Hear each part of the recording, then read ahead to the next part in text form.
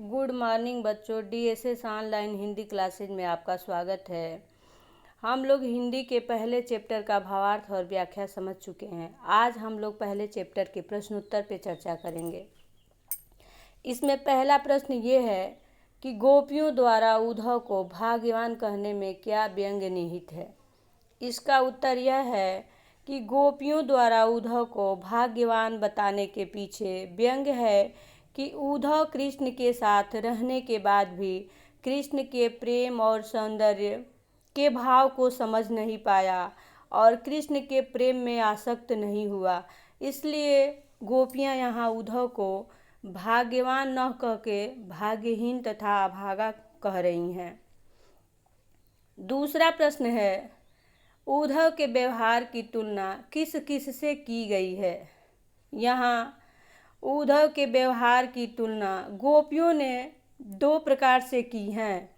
पहला, जिस प्रकार कमल जल के ऊपर रहता है और उसकी पत्तियां जल के अंदर होते हुए भी जल की एक बूंद अपने ऊपर स्पर्श नहीं करती है, और दूसरी तरफ तेल की चिकनी मटकी को जल में डाल दिया जाता है तो उसके ऊपर एक बूंद भी जल का नहीं टिकता है। ठीक उसी प्रकार उद्धव का व्यवहार भी निष्ठुर है, रूखा है। उद्धव जो है कृष्ण के सामीप्य में रहने के बाद भी कृष्ण के प्रेम और सौंदर्य में आसक्त नहीं हुआ। इसलिए गोपियाँ जो है उद्धव के व्यवहार की तुलना कमल पुष्प और तेल की मटकी से करती हैं। तीसरा प्रश्न है, गोपियों ने किन किन उदाहरणों के माध्यम से उद्धव को उलाहने दिए हैं। इसका उत्तर ये रहेगा कि गोपियों ने उद्धव को उलाहने देते हुए कहा है कि हे उद्धव, आपका मन जो है निष्ठुर है। आप जो है, आपके मन में प्रेम का कोई भाव नहीं है, प्रेम का कोई मूल्य नहीं है। आपका मन ठीक वैसे ही है जैसे कमल की पत्तियां जल में रहते हुए भी जल का स्पर्श नहीं करती हैं, जल को प्रभावित नहीं करती हैं। ठीक उसी प्रकार आप भी कृष्ण के साथ रहते हैं, लेकिन कृष्ण के साथ आप रहें न रहें उसका आपके ऊपर कोई प्रभाव नहीं पड़ता।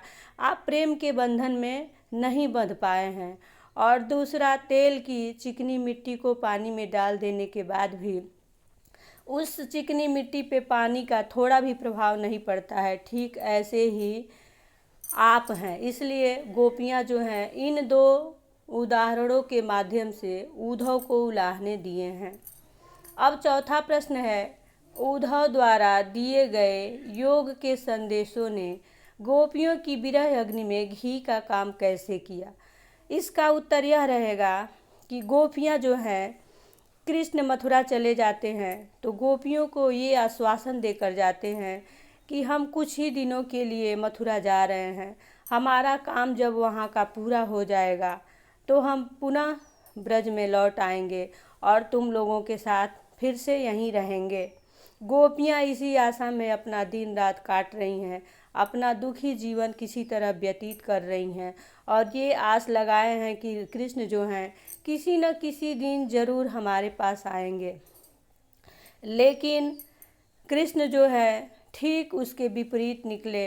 कृष्ण गोपियों के पास आना तो दूर, अपने उद्धव से, अपने सखा से यह संदेश भेजवाते हैं कि आप जा कर के ये कहिए कि गोपियाँ हम लोगों को भूल जाएं और वो हमको योग ज्ञान द्वारा प्राप्त करने की कोशिश करें या योग ज्ञान द्वारा हमको प्राप्त करें।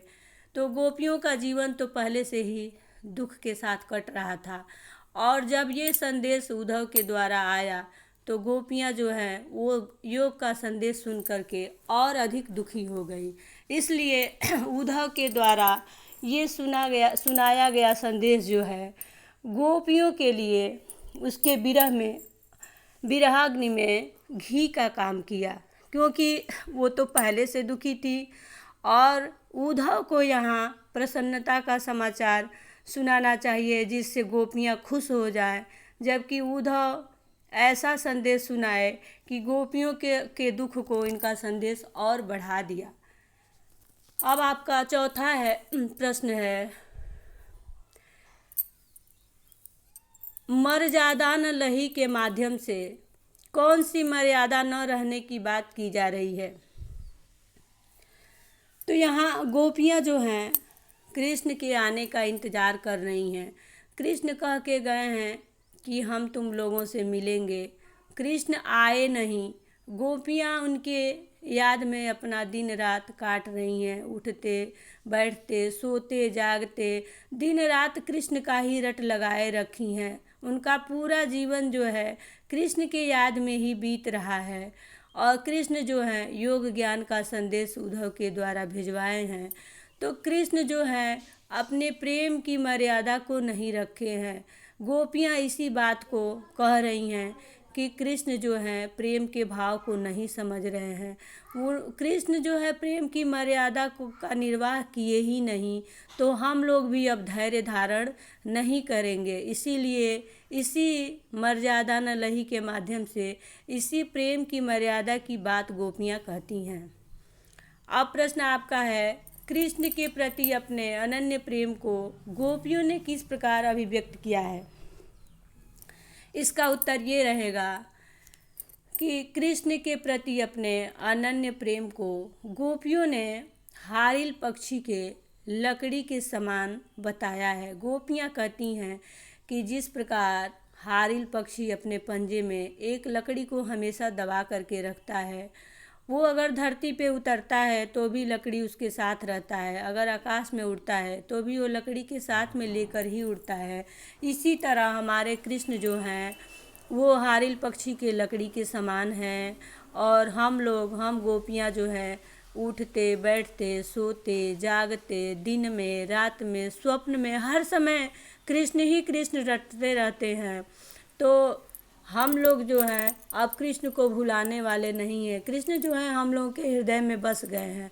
और आप जो है योग का संदेश सुना रहे हैं, तो योग का संदेश जो है हम लोगों के लिए तीखी कड़वी ककड़ी के समान है, अग्रहणीय है।